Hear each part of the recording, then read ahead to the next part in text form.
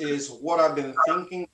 This cage, my Black Leadership Forum. Um, I know I have this titled as Forum 4. I think this is actually 3. That doesn't matter. We are back with directly in the middle. We have Harut here. Welcome back. Thank you. Thank you. And then we have Emmanuel, who's back with us last week, and yeah, of course he's here. So thank you for being with us and joining us this morning, also, Emmanuel. Thank you for having me. Oh, of course. Uh, this has been a busy week to all our viewers out there. A lot of things that have been going on, and I feel like I guess the most important topic. Well, I won't say most important because all topics are important. But I guess the most pressing issue, which has been the highlight and caught most of the news headlines, has been the passing of civil rights icon and former Congressman John Lewis of Georgia. Um, Emmanuel, being from Georgia, one of his representatives, so I'm sure he probably has some insight on that. I'm sure that'll be interesting. But Harut has brought this up, and she we were talking about it a little bit before. So Harut, I guess I'll hand this off to you. Um, I have my insight of him as an activist, not really as his constituent. So I don't want to put myself out of place or out of line in some, for the most part. But you know, he is someone who should be honored as a civil rights leader, of course. The dangers he put himself through and the work that he did during that time is absolutely valuable, and he shouldn't be forgotten. Should never be forgotten. Um, uh, his work as a representative, I think, is something that we also can't forget. Both the positives and the negatives. Um, but in modern day, and even like not even just with, like today, but like in the past 20 or 30 years, we have to really like be willing to critique our own and our own. And while John Lewis is one of us, he's also part of the Black elite, and he became part of the Black elite through his work that he did during the civil rights movement. So while we should be praising him, we should also be thinking critically about everyone, including the people that we believe represent us. And that includes the Congressional Black Caucus, who don't always, I mean, they try their best, but I don't think they always have, um, uh, well, they try their best, but they're not always doing what we need them to do. Um, but that's really, I kind of wanted to have, I don't want to say too much because again, he did just die. So I want to give his family the respect and the space that they need. And I also kind of want to hear from Emmanuel as well because, you are from Georgia and I'd like to hear your perspective. Um, I grew up knowing, um, about, John Lewis right next to, MLK and Rosa Parks. He was a cultural institution to this, to this state. People knew him. He was a significant icon, and he, his history. He came, how he came up. That was that was gospel. I wasn't even born here. I was born in Illinois, but even when I was in Augusta and subsequently in like Clarkson, we knew about John Lewis. He like MLK spoke about John Lewis. Black History Month spoke about John Lewis. I want to give his family, time to time to grieve and feel sadness over his passing. But I agree with Harut as well. Given what's happened recently, I think he paved the way for a lot of the protesters marching in the streets to go out and, speak their mind and say their piece and put their bodies on the, put their lives and their bodies on the line to um, to protest against, what was going, to protest what was going on in the government. And, I'm sure people will get into criticizing him later. I have criticisms of him as well. It's just, you couldn't walk down the street without knowing him. So, I mean, he was significant. He paved the way for a lot. And he paved the way for a lot of people to be marching in the street, people who got elected into office, laws to be passed. I mean, he will be missed, regardless of any factual or opinionated thoughts, me or anybody else has of him or his record. People will miss, like Elijah Cummings, people will miss him. So I just wanted to add something. The reason why I wanted to talk about John Lewis is because, right after he died, everyone was talking about, what a great man he was. And he was, but at the same time, there wasn't a lot of the other side talking about how him and his generation are kind of impeding the leftist movements of today, saying that class ideas and class consciousness are separate itself from racial justice. In reality, those two things are absolutely connected. So while this man deserves praise for the work that he's done and deserves praise for the sacrifices he has made, I think we have to, our ideas and how us as a Black collective think, we have to be able to evolve from that. The disconnect between what's going on currently in the world right now and them praising John Lewis is easily, far and away, the most frustrating thing about the whole issue with me. Not even with the man. The man has things that I don't particularly. He did things that I don't particularly agree with. But that disconnect is just it's jarring to me that how many politicians, say John Lewis was a civil rights leader. John Lewis fought for people's rights, and then at the same time, some of these people, they come out of states where they have problematic stuff going on in their states. They have problematic stuff going on in their government, and that disconnect, and that's not even John Lewis. I think that's what's wrong with the nation in general, is that we can praise him, but at the same time, we say we praise him, but our actions show something entirely different. So that was always my thing. I was wondering, even I know that he's well known throughout most of the Black community, but I was wondering, does that extend all the way down through the younger generations? I mean, I'm talking about high school, middle school age kids. Are they familiar with him the same way, or are they mostly just getting familiar now that he's on the news, or do they know him only because they're used to seeing him from the news, or do they know them more from his civil rights past? Okay, from what I've seen, I think at some point within the last 10 years of his life or something like that, he became a national icon. He would, I think he was on the front of a comic book at one time. He went to Comic-Con, as a hero of the civil rights movement.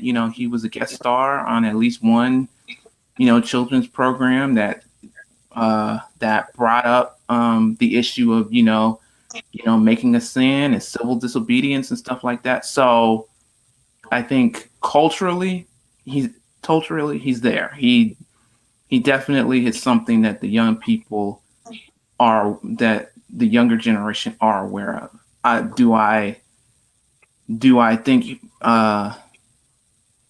his significance was like mine growing up, where like, where I had black teachers who took the time out of their day to point out, it was more than MLK or it was more than Malcolm X, that spoke about John Lewis. I don't think so, but culturally, culturally, John Lewis is significant. So I'll give, I'll say that culturally, kids know him, but I think he's significant because we have to admit we're probably going through another civil rights movement right now. that's right. Yeah, so it's like he was relevant to the original civil rights movement, but for the one that we're seeing today, I don't think his voice was one that would have been big, but I think this is a space for Right. We're a space for new people who could be. You can tell that their voice, what they're saying in their voice, is completely different from what John Lewis was doing. She's right. Yeah. They know him. They lead off of his example, but what they're fighting for is completely. What they're fighting for out in the streets is, I want to be clear. I feel it's more. I feel it's exactly the same, but wildly. I feel it's exactly the same, but wildly different. Right? Like there's like you can see there's a clear generational. You can see there's a clear generational gap between the civil rights movement that John Lewis marched in and then what we're talking about happening recently with George Floyd. So she's right. That distinction cannot be more clear. So I agree with her. Yeah, because I mean, I know how it can be when you live in different regions and things like that. And you never know how things are being, I guess viewed, or how things are being taken in from, say, younger generations. And so I wanted to ask on that because because that's something I had a natural curiosity for. Um, yeah, a lot of people don't like to be honest with themselves about a lot of things. I mean, I did my a video about his passing, and I felt my overall message was to try to get people who disagreed with him in certain areas, as I did, that they won't take this as a time to be negative and to attack him, to trash him, but I also want people to be able to find that balance, to be able to give respectful criticism. Still, nonetheless, I mean, something that a lot of people don't know, when Martin Luther King was assassinated, one of the first things they did were they took his cigarettes and hid them so people wouldn't know that Martin Luther King was smoking cigarettes. I mean, there's other things that they hid also, but what I'm saying is, for even some of our most revered leaders, they have certain things about them that certain people would find negative or that they might not love. So we can't necessarily assume that these people are going to be saints, or we can't assume that necessarily because they've done great things that they can ride on those accomplishments alone. Something a lot of people don't realize is John Lewis actually spoke at the March on Washington. Yep, that's right. He was one of the speakers before King. That is also why I know John Lewis, because the criticism on the march on Washington, from Malcolm X. He goes after a young John Lewis, in a bunch of different ways. He goes after the six major leaders for his own various things, and that starts where I kind of started to have some of my disagreements. So it doesn't start from trying to be negative or hateful. It's just a difference of strategy, I feel, in my opinion. I wish that in certain ways that he would probably push more, and towards his latter part of his career, he would have maybe done some things differently. But you know, you can't dispute, his intent. You can't dispute, what he has done to put himself out there. You can't dispute his sacrifice in the civil rights era, and to not consider him a civil rights icon and a valued figure, I feel is, disingenuous. So, in this time, I think this is some time where we can all kind of come together and just say, rest in peace, John Lewis.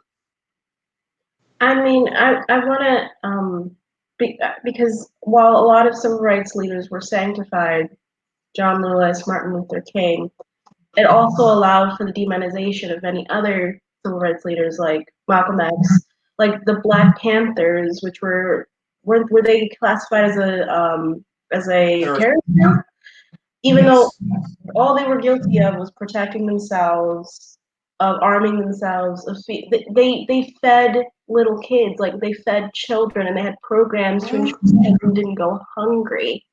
Like, I don't believe in sanctifying anybody. We have to take everyone for the good and the bad that they have, because that's what humanity is. Like, no one is perfect. And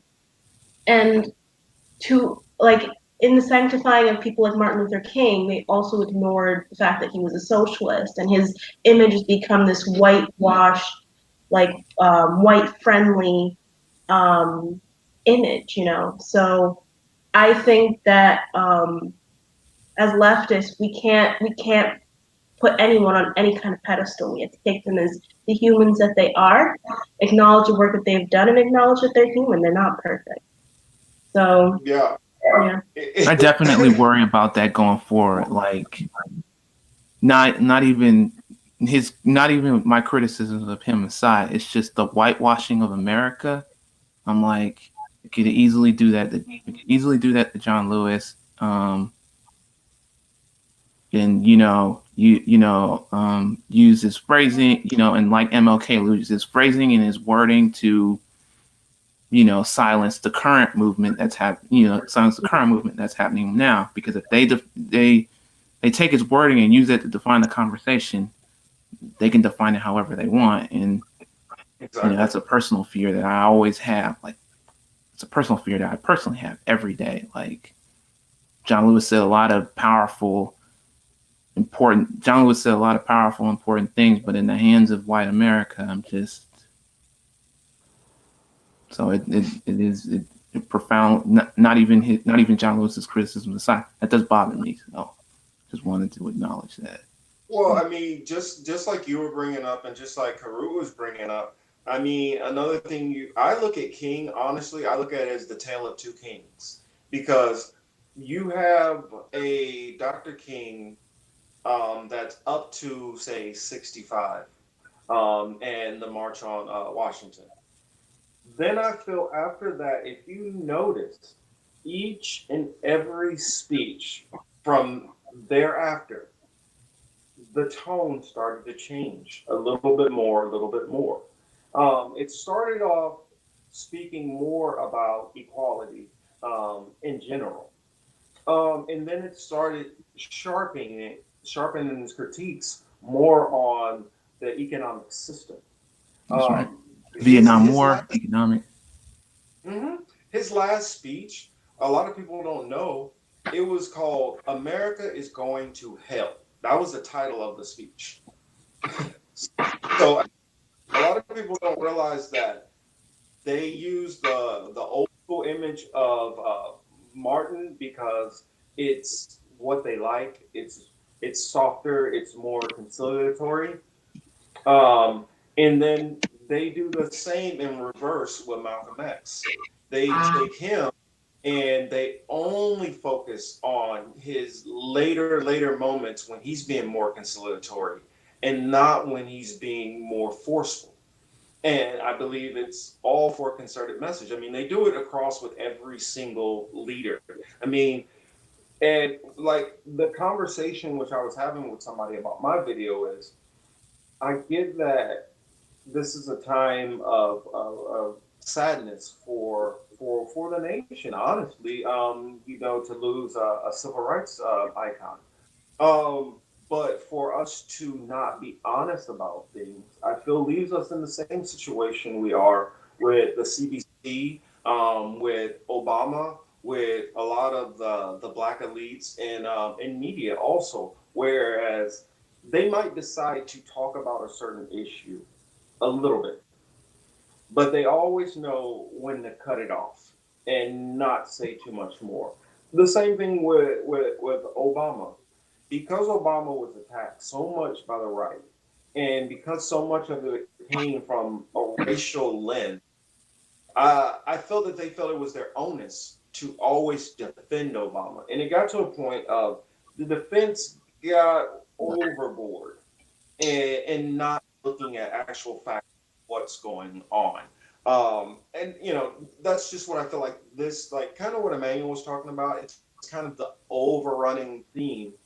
Any leader, whether it's a black leader, whether it's any other community, it's a kind of whitewashing of the history of them, no matter if it was recent history or way back history. I mean, I feel like, we always talk about reparations, and I guess in everyone's mind, reparations are just like cutting black people a check. But like, I feel like we have to be more creative and say, okay, well, we also have to change the pedagogy. Like, how are we teaching kids American history? You know, Mm-hmm. I mean, Black History Month. That's when I really learned about Black history, and it was 1 month, and it was something that we like talked about for 10 minutes in class. Like, Black people built this country. Black people are this country. So Well, black people built this world. that's true. That's true. That's true. But we don't talk about that in school. So Mhm. like, I feel like we have to be creative as to like what are we asking for in terms of reparations, and it can't just be a check. Like a check can be cut off at any time. No, we have to talk about how we're being educated. Educated. Yeah, that's just one thing. I mean, how like we view ourselves in media, how um like what like how are we a part of this country? And I feel like because um because we don't have all those things, and we don't have control as to like um how we're being taught about ourselves. It's more in control of like our white educators, our white dominated governments and things like that. Like, we don't know enough about ourselves, and we're not taught about our own history, kind of thing. If that makes sense. And it's so easy to whitewash something when you don't have control over the image, over our own images. Yeah, like for instance, um, I feel like there's no reason why, like, I don't understand why in school we're not talking about ancient, we don't talk about ancient history or ancient civilization, how everything started to come to be, how we ended up in the certain systems that we're in a sense. I mean, we're not talking about, I mean, a lot of everybody wants to say, okay, well, you had like Israel and stuff happened there, and then that little Middle Eastern area, Persia, whatever, and then you have Egypt, and then and then Greece, and then Rome, and then the world had started, and it's like we have all these great, African empires which ruled for thousands of years, which a lot of the like here's something which I had to go back and I caught it after the fact. I knew this information, but for some reason it didn't stick in my head. A lot of my favorite philosophers, a lot of them in that early Greek period and Roman period were sent off to Egypt for their education. And a lot of them got a lot of their philosophical teachings and learnings from the Egyptians. For instance, a perfect example, the Archimedes screw, which we talk about, which has been turned into tons of inventions, that comes back from ancient Egypt. And there's a lot of things which we're starting to find out, like, oh, well, if you eat this different bean or whatever, it's an antioxidant and all these things. Mm. These were things which they knew about in those times, which were recorded. Now, a lot of people will say, "Well, this is stuff that they talk about in the Bible." Don't forget about that for a minute. There were places like Babylon, which took history. There were places like Sumeria, which took history that's separate from biblical history, which you can see that there's an actual world history of this nation having this. They did well. There were plagues. It goes into all of these different things that you can walk down through the ages, going into the Roman Empire, going into the Dark Ages, and then so on and so forth. And it's like there's a reason, in my opinion, why we don't talk about any of these African empires and why the depiction is that, well, Africa was just some savage place until Europe came along. Your thoughts, your thoughts on that. I mean, what you were talking about was very, very important and definitely highlights, Black contributions to science, to society. Even talking about how the Moors, essentially conquered Spain. Like, I didn't learn about that at all. I read about that in books, but it's not talked about at all. Well, at least in my experience. And then the Black National Anthem, I didn't know about that until I went to Tuskegee. Actually, and it was in the third verse. Okay. The third verse you talking about? Mm-hmm. I didn't know about that at all. We have this right. It was in the orientation. Mm. So. And we also don't talk about how certain American icons and people are kind of sanctified, but if you look into them, like George Washington owned slaves. Thomas Jefferson had a slave that he raped for a good chunk of his life. That nobody we have this idea of white supremacy that is the foundation of our teaching. 1/5 of Black Americans have Thomas Jefferson blood because of how much raping he was doing. It's a 20, almost every, because I just saw it on TV. Almost every Black person, they say, almost every Black person in America has 25% European in them or something like that. It's yeah, wow. Right. In most of the instances, is that is product of rape. So we're literally going over that on a TV show that I was watching on PBS. So. We don't need to be seeing statues of these people. We don't we can read about them in books and we can learn about them and we don't have to sanctify them.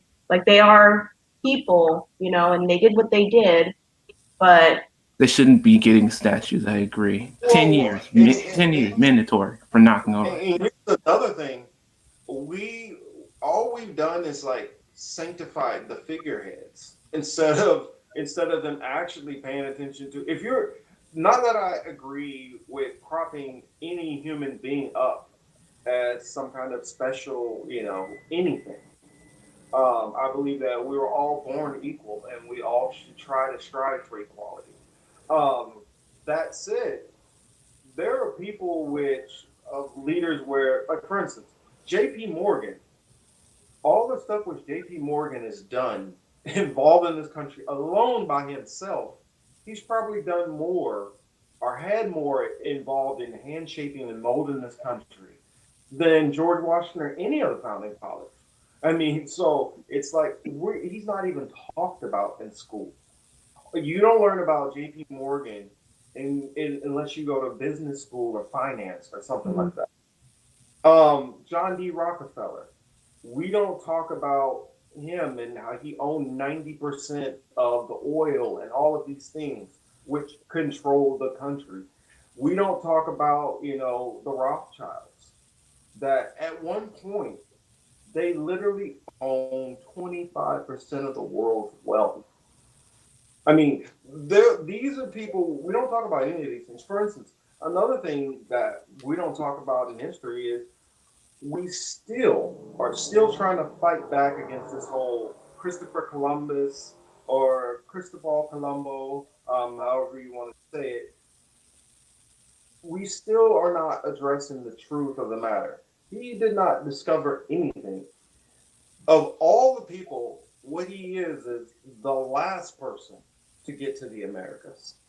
His is just more fame because instead of trading, instead of seeing new lands, he decided he wanted to conquer, rape, pillage, do all those things like that instead.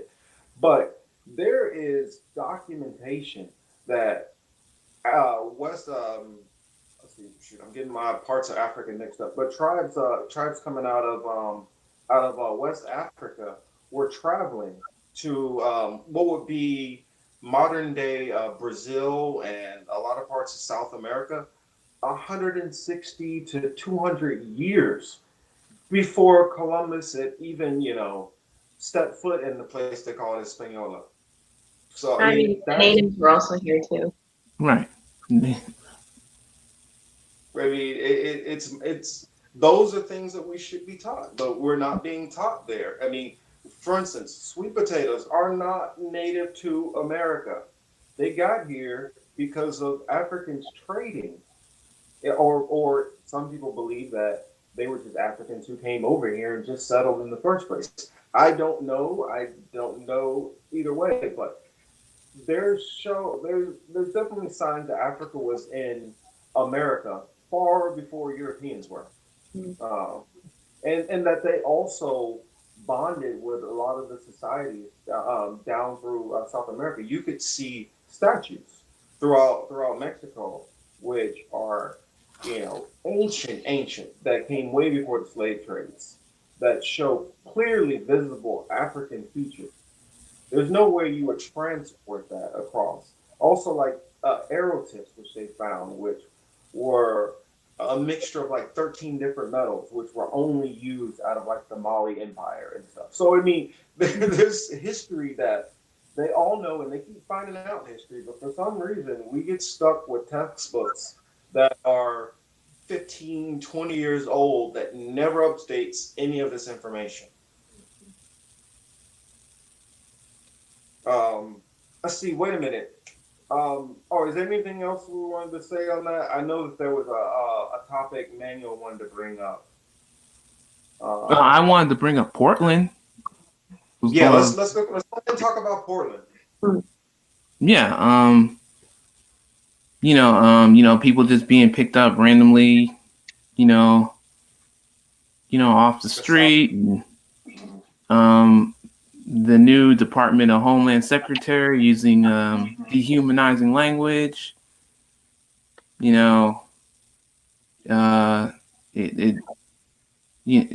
People are saying on the internet it's like a test run for like other cities, like with protesters and stuff. People protesting and stuff like that, and Oregon's a blue state, and so I just wanted.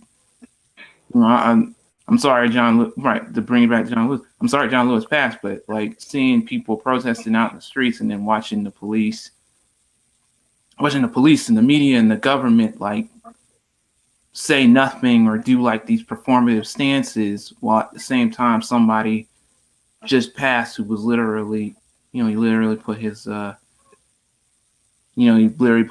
on the line to stop this exact thing from happening. It's just the disconnect. Wow. Just The bipartisan. sometimes you have to just take a step back. Talk about That disconnect ironic. bothers me. Yeah, the irony of that. I mean, good point. Uh, I look at it honestly. It reminds me of what was happening to Muslims right after 9/11 in this country, with a lot of the rendition that was going on. If you were just deemed as some kind of threat, they could just roll up on you, put you on the Homeland Security list, or sometimes you were already on there for some weird reason, just snatch you up, you disappear. No court, no nothing. Sometimes you show back up, sometimes you don't. Sometimes just a year later, you just show up at your front door. and your family is, disturbed. But that's this is and I watch the media sit there and criticize so much about Russia and oh well Russia's this and Russia does that, and I'm like, honestly right now I honestly almost want to go to Russia because this is scarier. I mean, just my thoughts. I mean, the threat of Russia, I mean, they've known Russia has been an issue since before 2016. I think people are just talking about Russia because, they want an excuse as to why Trump is president, why Hillary lost, blah, blah, blah. Like, we talk about like, not us, but like, this country speaks about itself as being like this beacon of liberty. But when people are out there, voicing their concerns, voicing their outrage about Black men being murdered by the police, we're cracked down on. When white people are out there with guns, trying to tout their Second Amendment rights, whatever they're doing, it's they're protected. They're allowed to do whatever they want. So I guess we have to like think about what kind of narrative does this kind of like what kind of narrative does the people in power want out there? Do they want to listen to us? Probably not. Do they care what people are actually saying? Probably not. They just want to maintain their power, their relevance, So I don't know. I feel like if there's going to be an elite, and there is an elite, even there's a Black elite, even I feel like that's going to get in the way of everyone being equal racially, economically. There shouldn't be a goal to be a part of that elite. There should be a goal to dismantle elitism and any kind of elite that exists. And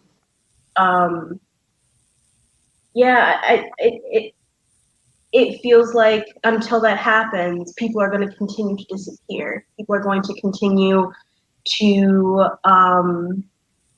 have their lives in danger just for voicing just for practicing their First Amendment right. Personally, I think it's a risk worth taking, but I understand. A lot of people have families, have kids. It's a difficult decision to make. Yeah. Mm-hmm. I guess from like I guess my advice to people, or I guess a quick word of advice is, if you are out there protesting, try to get familiar with the protesters around you, so that you guys are all watching and noticing each other. So if somebody is separated and rounded up, you guys are out there trying to video, trying to document, trying to keep eyes on it, because that's the only way you deal with any of these problems. You have to shine a light on all of it. Truth is the only thing which solves these issues. And if we're not willing to engage, and it's every subject, whether it's they're out there beating somebody or yelling at somebody. I mean, the George Floyd thing would have never risen to this level if they wouldn't have been filming, if they wouldn't have been trying to get the officer to stop. I mean, if it wouldn't have been all the pleading and all of that and it being caught on camera, everything would be perfectly defined. That's the reason why I have so many issues with a lot of these neoliberals. And they're saying, well, if you just vote for Biden, then Biden will take care of this and that. Biden didn't see there was a problem or care that there was a problem until there were tens of thousands of people out in the streets. That if that's what it takes for us to get anything out of Biden, I mean, I feel like that should already tell you that just he's going to do what he's going to do. You can protest it, you could try. He only bends to pressure. He is not going to just, oh, well, if Biden gets this person elected and that person, and if this person's not there, none of that matters. Biden could have 100 senators who all are going to do what he wants. We are still not going to get the objectives. And people need to understand that. I mean, until people look at it that way, I I don't know what to tell them. I mean, what do you think, Daniel?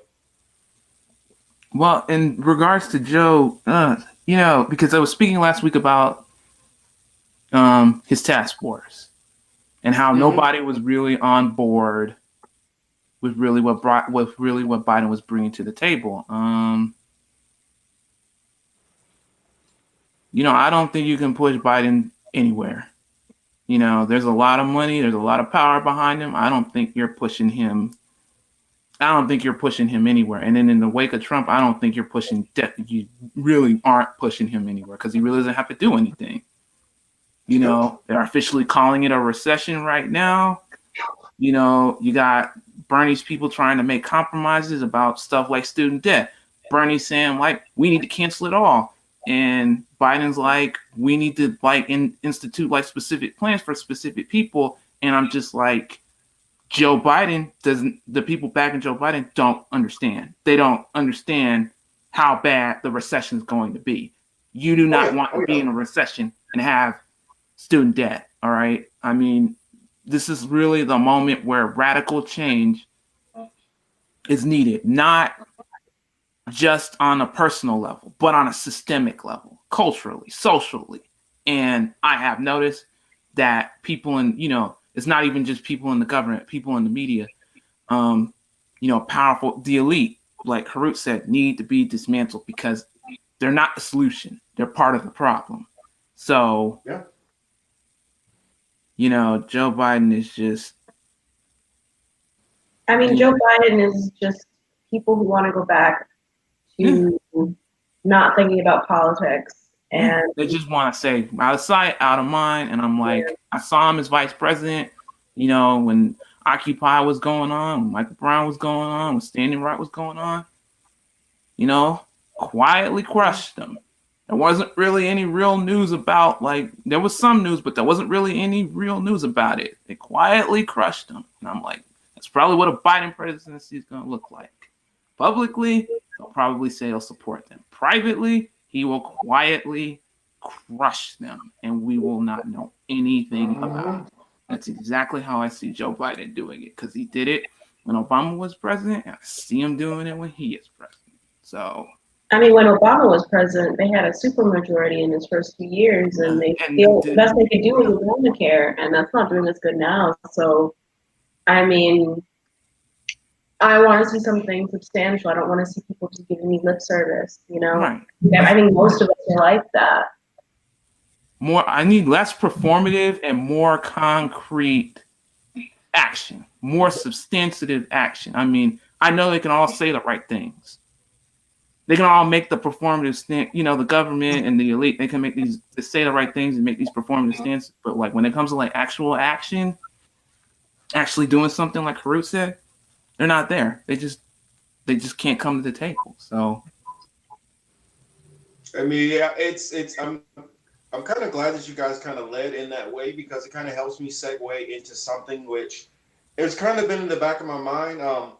I made a video about it. I'm like, I don't know. I might release the video or not. I don't know. But it had to do with kind of some of the stuff which I've been running into on Twitter, which I know you guys are running into the same things. Where I'm catching these people who are like, just get Biden elected, and then we can get the whole Black Lives Matter situation solved. And I'm like, okay, let's have a conversation. So it was a gentleman that I was talking to. I was like, all right, he's trying to be respectful and open. So let's try to keep this as civil as possible.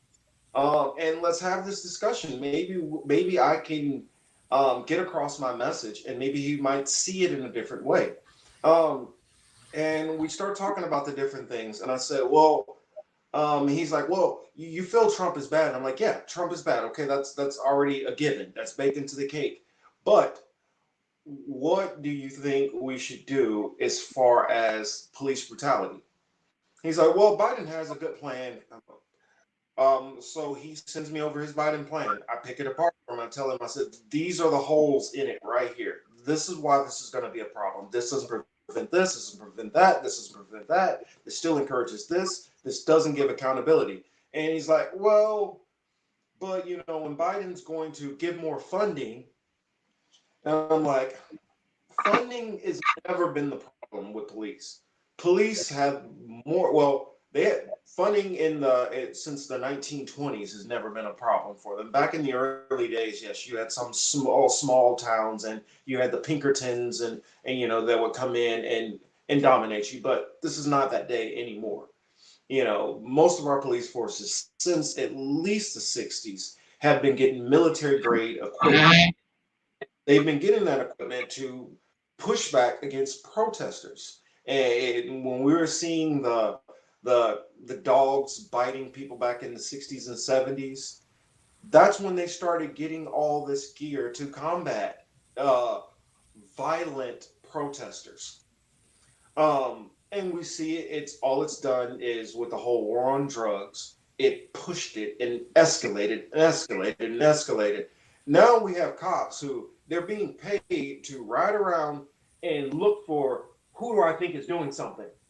That was never the police's job to ride around and guess who's a criminal.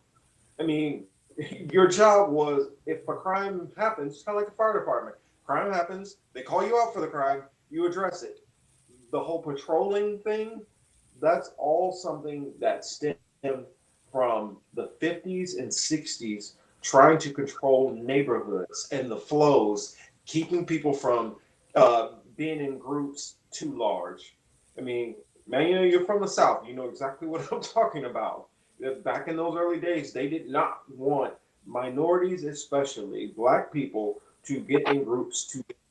And what I was trying to tell, I got a little bit off topic, but what I was trying to tell this more moderate or liberal Democrat is, I grew up in a community where just walking home with a t-shirt on, tank top, basketball shorts, that is enough to get me stopped by the police and questioned for 15, 20 minutes and harassed.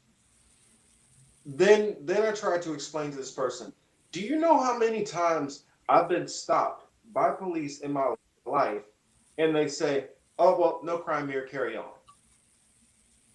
That is all due to Biden. I tell these people, I say, I've probably been stopped by the police in my lifetime, probably 30 times easily. Out of those experiences, 60 to 70% of them is either dealing with verbal abuse or physical abuse. I try to ask this man, what is Biden going to do that is going to change the mentality of the police so they're not going to do that? What do you have written in these steps that is going to change any of these things? That's something that none of these people want to factor in. Under Obama, when he called the police out for protesters, the protesters did all the same stuff that they're doing under Trump now. When the president or governors start calling out the police and law enforcement and all those things, that's kind of like the bullet that's fired from the gun. Once it's out, it's gone. Once those police are out on the streets, they're going to do whatever they're going to do. And nothing, there's no president that's going to be like, hey, I want you guys to be respectful, or hey, I want you to bang their head a little bit more. They all want to bang your head anyway. So that is what they're going to do. It's just a matter of if one is doing it and it's kind of like, shh, don't do that. Or if you have leaders who are saying, I don't care if you do that. I mean, but I tell them in my community that's not going to change under Biden. I mean, when you go into a place and you're more qualified and you get paid less money just because of the color of your skin, that is not going to change under Biden. When I go to the bank and I ask for a loan, is that going to change under Biden? No. So what you're telling me is none of these things are actually going to noticeably change. I mean, honestly, outside of the taxes stuff, which Trump screamed about, and the wall, I do not see any difference really from Obama to Trump at this point. Sadly, you take out all the Twitter rhetoric. Yes, he's had negative ways he wanted to do things, but the court has slapped Trump down on majority of the crap he's wanted to do. And you look at the actual effect, it's been nothing. He's really sat on his ass for almost 4 years doing nothing but being a bully, throwing tantrums. 4 more years of that is annoying, yes. It could be detrimental or dangerous, but if you take Biden and he's going to take all of these same big banks and put all of these CEOs back in trouble, I mean, back in charge, that's a trouble that you're going to face is going to be far worse than Trump's bad tweets. And if he might possibly figure out one of his deranged ideas that will get past a court system. But as long as you know that he's not smart enough to do any of the stuff he actually wants to do, and you look at Biden is going to have a whole network full of psychopaths who are going to do everything that he wants to get done. To me, it's scarier thinking about a Biden presidency over Trump. Yeah, it just it feels like, Obama kind of paved the way for a Trump to come along. Exactly. Yeah, it's just like when you think about the family separation, that was done under Obama. When you think about deportations, there were actually more deportations under the Obama administration than any of his predecessors. If you want to talk about helping people of color, it's not like Joe Biden isn't going to do that, and neither is Trump. But Trump, I don't think has the competency to actually be malicious in the way that I think he's kind of pushing. Exactly. So you can pick your poison and vote for either one of them. I'm certainly not going to do that. I know who I'm going to vote for.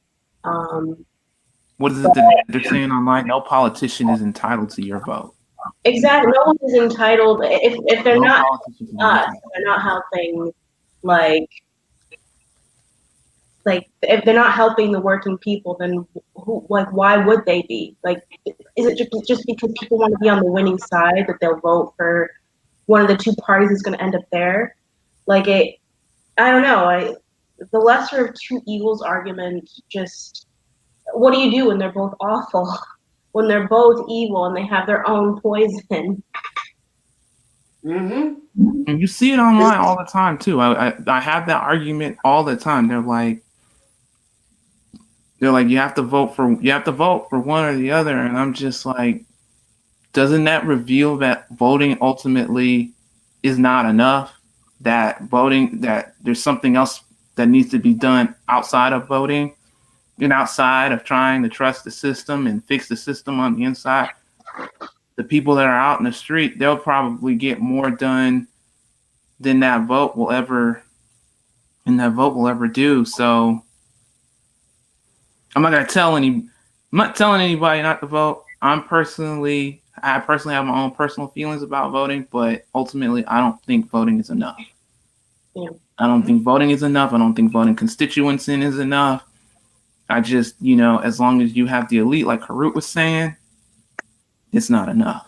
It's not enough. It's not close to enough. It's nowhere near close to enough. So they can troll me all they want. They can troll me all day, but I'm not. You can't troll me into voting for Biden or being okay with voting for Biden. I mean, it's not gonna happen. I tell people it's like you could sit there and trash me for whatever about Biden, but I'm consistent in my principles. I have been complaining about Obama and literally in the streets almost his entire presidency. While I hear some of these other black celebrities in particular, well, we were just celebrating. We were just happy. We had a black president. And it's like, okay, give that a couple of months. After that, time to wake up. Time to focus. Time to start saying, hey, we put you in here for a job. We need you to do things. I asked somebody not that long ago, I said, if you feel that it's the Republicans who are stopping everything, at what point do you say, maybe you're not good enough fighter against the Republicans, where maybe you don't look at them the same way the three of us do and see them as that they're not being honest with you. You might just see, at this point, you have to decide either they're not being effective or they're corrupt. And at a certain point, if you want certain things to get done, you have to say, all right, whatever you are, forget that. I need somebody who's going to do the job. And at what point do you start saying, Pelosi's been around for like 30 years, like Schumer's been around for like 20 years. All of these people have been around decades. And yet they still tell you, well, I mean, if we try a little bit more, I mean, I think we're almost there. And then, yeah, I know that person did that, and it took us a couple steps back. But don't worry, in a couple of years, we're gonna try to get to. And I'm like, how are people still buying this argument? That's the reason why I was talking to Harut before we hopped on, and it's like this 2019-2020 cycle has made me. It's kind of like broken my brain in a way where I've had to try to piece things back together and figure out like what facts are not enough. I mean, for me, facts was always enough. I learned the truth of something, especially if it's a hard truth, like gravity. I consider gravity a hard truth. If you're a flat earther, I don't care what you think, shut up. But I look at gravity is a hard truth. Once I have a hard truth, I stick with that. And then you can build a basis on a foundation of truths. If you have no foundation of truth, then what are you basing everything on? I literally watched a woman say, Obama is a Muslim. I've not read any articles. I've not seen any videos. I've not seen any proof, but I just know it in my soul he's a Muslim. That's the kind of society I feel we're in. Okay, Trump is the Messiah. Well, how do you know? Well, I just know it in my soul. Well, Joe Biden is going to fix everything. He's going to be the next FDR. How do you know? Because I know it in my soul. I mean, I don't get what is going on. Maybe it's me who's off, and I'm the one who's kind of, I don't know. You guys tell me. Am I the one that's crazy, or are we recognizing the craziness of this world? I guess. I think we're recognizing the craziness of Definitely. not really the world, but like of the establishment, and even people like Bernie, who actually endorsed Obama and now has endorsed Biden. I think he expects more from these people than we're actually going to get. And even with Obama, like he's been on record as to like, the disappointment that he felt with the actions of the Obama administration. And again, he's going to endorse someone who, once they get into office, is just going to ignore his followers and him. So I think that, I have a lot of respect for Senator Sanders, but I feel like the movement is definitely bigger than him, and is going to be moving past him. I think I think it inspired a lot of people, but the movement pretty much moved past him at a certain point. Yeah. Like his policies were solid, but to stop them in the wake of the establishment, Bernie Sanders wasn't cutting it. He just wasn't. He just wasn't. I mean, speaking on that earlier online, I was like, you screw me up. This is the second time they screwed me over. I would have went rogue. I would have immediately. Most people were like, "Why didn't you go rogue?" I would have immediately went rogue. I mean, they screwed you over twice.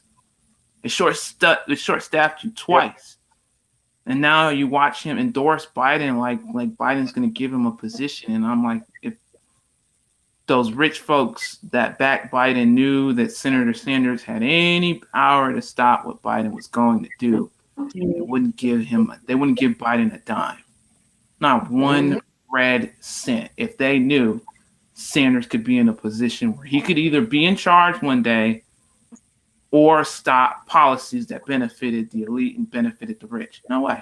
Forget it.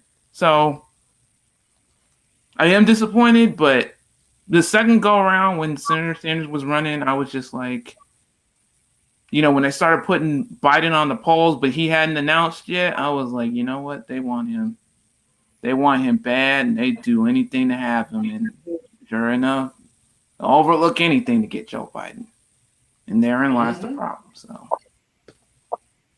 yeah, their bed. You summed it up. I mean, oh boy, I can go on and on that topic. Oh boy, Yep. the frustrations that I have. Made their bet on that one. Democrats, they did. Oh, since You gotta make since we're getting closer to the time, I guess I'll try to bring up one more topic or whatever. So I won't let us get too long. There was one topic that I wanted to bring up last week. With Emmanuel, we were talking about the whole Deshaun Jackson thing, and like that's all tied up with Farrakhan because Farrakhan did the July 4th speech, and then he said some things, and I look at the whole Deshaun Jackson was kind of fallouts from that in a sense. He was trying to take some of those messages from Farrakhan, and it went awry. And now on to Nick Cannon. Um, uh, you guys familiar with the story, right? What happened with Nick Cannon? Yeah.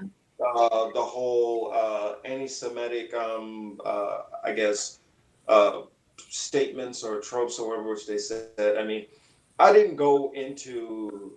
I'll be honest. I did not even go into reading all of it. I read like a portion of it. Like, I don't care. But because I look at it as more than just a Nick Cannon thing. For it to be, everybody was going after Farrakhan. Then everybody's going after Deshaun Jackson. And then I'm hearing a concerted message throughout the media about this black anti-Semitism, which is spreading rampantly through the community.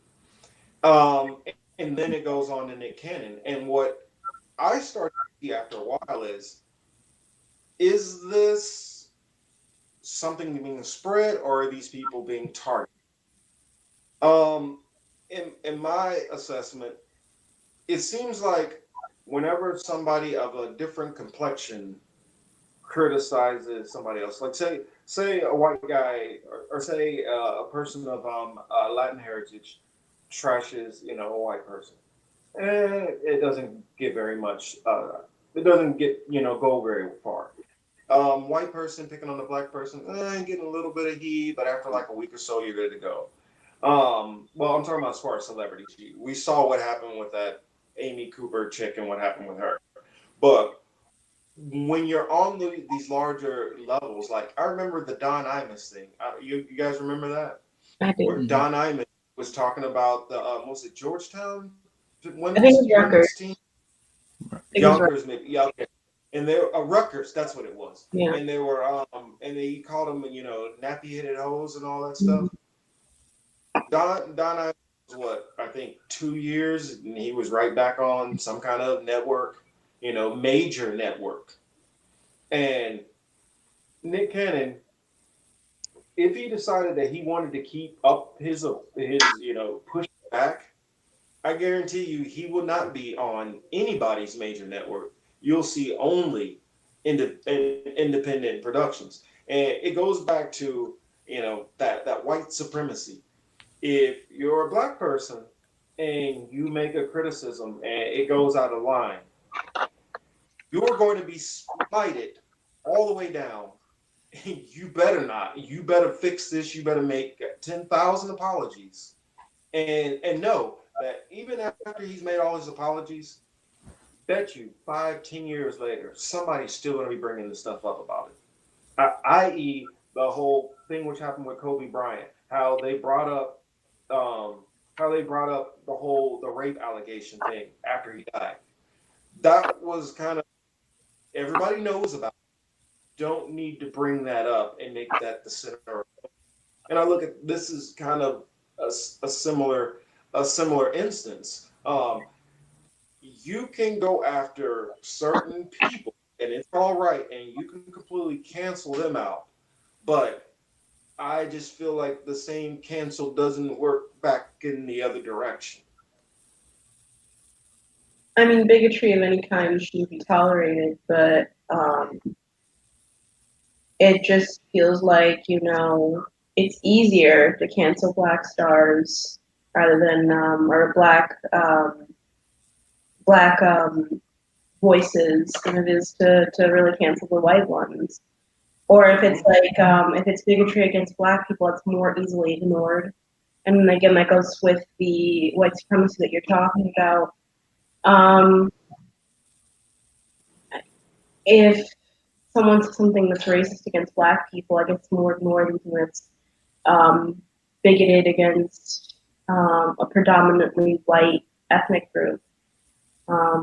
It's unfortunate, but I'm not like I can't even really be like I'm sitting here. I'm just like it's unfortunate, but it's not surprising, you know. Yeah. Yeah. Yeah. I mean, I feel like it's our duty and responsibility that we at least have to address it. I know to us, it's almost as common as watching the sun come up every day. Um, I mean, Emmanuel, especially down there in the South. Granted, I lived down in the South too for a little bit, and it's not the way it used to be. Well, like, at least not completely out in the open in every area, but you can feel that unease in certain areas. Yeah. When you Yeah, go to specific especially if you areas, didn't you grow feel up that there. certain unease. Mm-hmm. You Yeah, can yeah. tell, like Yeah, the you'll go to get.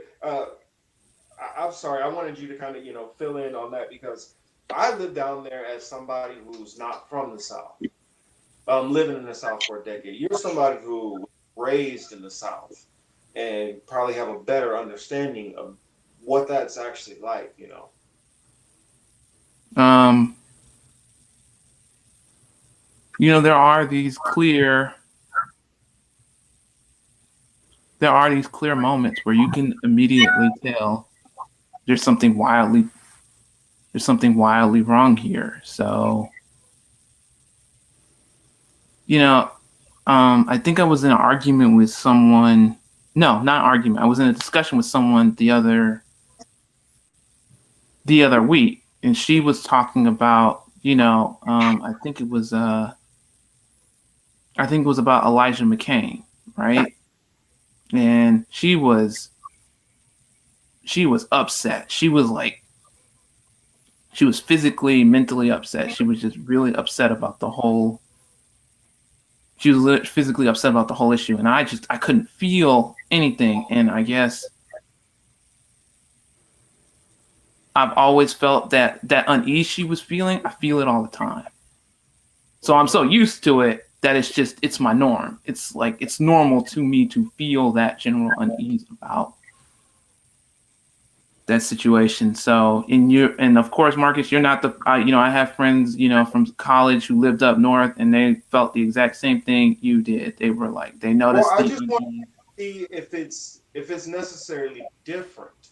Um, I'll tell you, like growing up in Kansas City, um, what I found is you have two different types of racism which you face there. In the Kansas City area in particular, what I notice is you get to the outskirts, the rural parts of Kansas or Missouri, you get the straight up, the typical races, which you would expect, the rural, who's going to call you outside of your name, who's going to be standing there staring at you the whole time. You walk into a diner, you feel the tension. Mm-hmm. Then you have the other type, which this is far more prominent in the area. The type where they will be at work with you perfectly fine, having a perfectly good conversation, and then you guys are talking about one thing and have a disagreement. And that one disagreement, then you hear, you nigger! You have that type where it's a lot more subdued, or they tell you, no, well, I think what it is just black people need to do this. And if black people were doing more of this and this and this, then they wouldn't have the problems. It's not a race thing. Those are kind of what I noticed. And you have more of those. It's kind of like, it's not like they would round you up and lynch you if they could, like I felt sometimes in the South or out in the more rural areas. But it's I'm going to high tech lynch you in a way. Uh, if you mess up on this job, I'm gonna make sure you get fired. If you're late, I'm gonna make sure you're written up for it. It's in those kind of microaggression ways where I feel you notice it a lot more in an area like Kansas City. You start looking at wages, you start looking at pensions, you start looking at who gets the management positions. You see it more in that way versus a direct saying that, well, I think I'm better than you. And then it turns into, well, I don't think black people are inferior or anything, but I just don't understand, why they can't do better than what they're doing. And that's how I kind of more see it in like the Midwest in particular. The new Yeah. I guess there's a new form of racism that I've noticed, and I'm surprised I didn't catch it before, but I guess I'm starting to notice it online, and I guess I'm starting to notice it in person. Is dog whistle racism, where white people give off like a specific phrase or a specific saying that says, "I'm not gonna call you insert racist comment or insert racist word here, so I'm just gonna say this, and that's going to set you." That's going to sound out my claw to like other people, and but yeah, I understand what you're saying with that. Like there's different. I think people don't get that there's like different types, that there's specific, because there's like completely different types that you can experience depending on your situation or depending on your race or depending on the conversation you're having or depending on where you're at. It seems to get more complicated the more you really talk about it. So I understand. Yeah, I mean, definitely good point. You brought up, it is different in different environments, like the Colin Kaepernick thing. Like he's like, yeah, I still can be stopped. I still can be pulled over. I have money and this and that and whatever. Or like, for example, I was watching the show Snowfall, and they had a portion in there where the black cop who's kind of like diming out all the drug dealers and stuff in the area. One of the white cop kind of basically is like, I don't know how you live in that jungle, basically. And it's like, that's some of the other racism where it's I'm a friendly racist. You're the good one. You're not one of those monkeys over there. And that's the other factor, which you see, especially in corporate America. Oh, you're not like those thugs. Pretty much anytime anyone calls a city, especially New York City, and they say, "Oh, it's so dangerous," it's not. Like, it's as dangerous as any other urban, suburban, rural area. But I guess because of its diversity and it's high population of people of color, people perceive that. Honestly, I think that's where that comes from. I think that gets put on New York City because of a racial aspect. Because I've been to New York plenty of times, and what I see from New Yorkers is most of them are pretty kind and genuine, decent people. It's just they're busy. You got to understand it's different when you're in a city where if you are late to work 5 minutes, they might have somebody replace you that afternoon. I mean, it's a different kind of pressure and tension that's put on those people in that city. It's not on everybody necessarily, but it is on enough people. And I think that's what people are more or less seeing than that New Yorkers are rude and they go.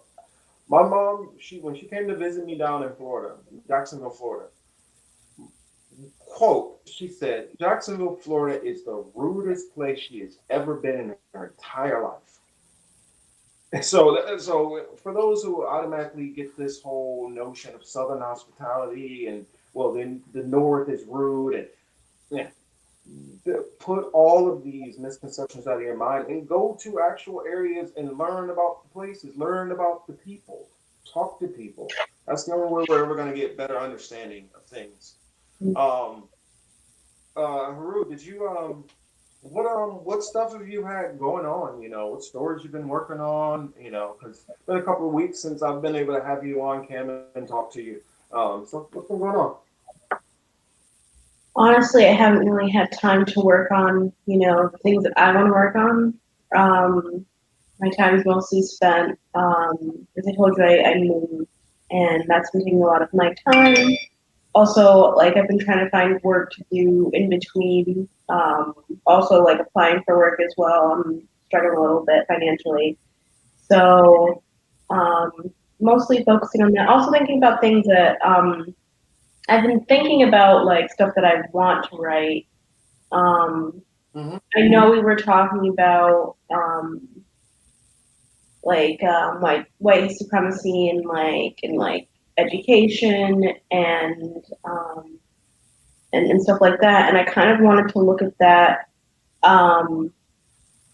Like, I wanted to look at history, like, from the, because we think about Thomas Jefferson a lot. He is considered a founding father, but at the same time, like, what does he mean for Black people? Like, what is his position as founding father mean to Black people? Considering, he was a slave owner. He raped a Black woman consistently. He raped the woman that he owned, and you know, to me, his position in history is kind of traumatic for me because it makes me feel like that as a Black woman, seeing how another Black woman was treated, like, that relationship is completely ignored, and I kind of wanted to study that a little bit more. Coming up, yeah, but I've only really had the chance to think about it. I have to flesh out the ideas a little bit more before I move forward with any kind of writing like that. Yeah. Yeah, if you write on that, I can't wait to hear. I can't wait to read that because that's always been something that's bothered me. Also, I've I would sat love there to and read like that too. I mean, it. no, I was going to say there's already literature out there on their relationship. Well, yeah. No, Uh, if you decide to write something, No. I would love a link. I mean, if you right. I mean, yes, I've read. Well, well, I mean, of course, we have historical stuff about the relationship, and so I know it in a factual, um, lens. But how that actually affects and how that makes you feel as a Black woman, especially in today's day, I don't think that there's anything written. Well, I haven't found anything like that written yet. Um, Describing it from how an emotional feel and the ties that way. And I've seen them people just kind of say, well, he did this, he did that. Yeah, Black people didn't like it, and but it's very cold, I guess, very, very arbitrary. and we need the academic to kind of go into, like, like, the effect on, like, society and specifically Black women. But even, like, the academic stuff is really interesting because for the longest time, the descendants of Sally Heming were ignored, and they were essentially said, "We don't believe that you are actually the children or the descendants of Thomas Jefferson." And DNA testing. it took DNA testing in order for that to actually be proven. You DNA know, testing. yeah. So I guess the academic might be a little bit cold and a little bit distanced, but at the same time, like, while you're reading the academic, you can kind of have your own feeling about that and how, like, the descendants of a Black woman were, like, it was believed to be a lie. They were believed to, like, be lying. Their mother was essentially called a liar, even though she was telling her children that this is your father. So it's sometimes you get your feelings from that alone, and then you're able to write what you can from those feelings. Yeah. I look forward to it. I Yeah, me look too. forward to it. Emmanuel, I know that you've been doing a lot more work with your autism outreach and some of that stuff. So what else have you had going on? You know, since we talked last. Um, I think that's pretty. Of course, there's the there's still this, and then there's still the political matrix, and I'm still writing where I can, and I think I finally got the podcasting down. I just need a well, I think I have an interviewer, and I need a title. I need a title and an icon. I think I finally got like the rest of it down. I just I didn't realize how many moving parts there are to like getting like articles done and getting like podcasting done and even doing like the concept of a live stream done. All of like I would say this year is the most work I've done in all of those directions. So I just I'm doing what I can. Doing what I can, albeit not as fast or as quick as I want it to be, but I'm learning and it's honestly I'm honestly a work in progress. So You got it. You got We it. all are. yeah, wow, I'm just a work in progress. So All right. I guess I'll give my little bit, which you guys know I'm just trying to get myself back into the swing of things. Just did a couple of videos that I just released, like 3 or 4, for what I've been thinking. Um, I have a video which I'm working on today for the political matrix. That one we're gonna go into a little historic. We're gonna go back and we're gonna go all the way back to the beginning on some things, and I'm gonna start laying some ground for what we're gonna talk about through some of my little short videos, and then Emmanuel and Chris they will hop in and we'll take it from there. But um, getting back into the swing of things, that's pretty much it. And yes, this stuff is a work in progress, getting it all figured out, and then running into the kinks. And what do you do when you have the problem? And yeah, so proud of you for for pushing yourself to get outside of your comfort zone and do this. I mean, I used to be kind of into tech when I was like high school age, but tech kind of gotten far past me and doing more hands-on jobs. I've gotten to the point where I'm almost not don't consider myself a techie at all. But I've had to try to reteach myself how to figure out some of these things. So yes, I do understand, and I still got a long way to go. Part of my break from the political matrix videos is I want to make sure our content is solid, 100%. What my little short videos, because I don't want them to be something for just right now. Every one of those videos, I want you to be able to go back to those videos and they still have relevance. A year from now, 2 years, 5 years, 10 years. A lot of these things are still going to have relevance because I don't believe these systems and problems that I'm going to be talking about are going to be dealt with in a short, quick manner. Yeah. So that's part of why I've been doing that. And it's like the more I learn, the more questions I have, and the more questions, the more questions, the more questions. So it's kind of pushed me back. And sometimes I can be a perfectionist on certain things when I have a particular vision. So that's what I have going on. We are going to make sure we keep this Black Forum going. Uh, I'm so happy that Harut and Emmanuel were able to join me this week. And Thanks we're for going to having try me. to just keep this thing rolling on. Yeah, it was good. I'm saying, Yeah, I'm this like, was solid. you Yeah, it guys, was you good. guys are my co-hosts, so this is your show also for Sunday. So I want to try to just make this regular. I want everybody to get used to seeing our faces all together. That said, hopefully you guys are enjoy the rest of your weekend. Have a great and wonderful week. Still keep fighting, keep pushing. Oh yeah, I'm gonna share something which Harut said to me before we started. Talking before we started recording, and it had to do with approach and dealing with some of these people. And she was saying the truth. You have to look at it like a drop of water, on a stone. And you're trying to carve that stone with that drop of water. You can't do it one. So, I'm taking that that advice and that perspective to heart. Thank you, Harut.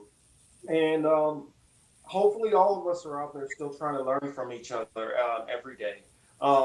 That said, this has been Marcus Cage, it's been Harut and Emmanuel for my Black Leadership Forum for what I've been thinking. Um, have a good one, guys. Bye. All right. Thanks Have a for good having one. us. Bye. Bye, guys.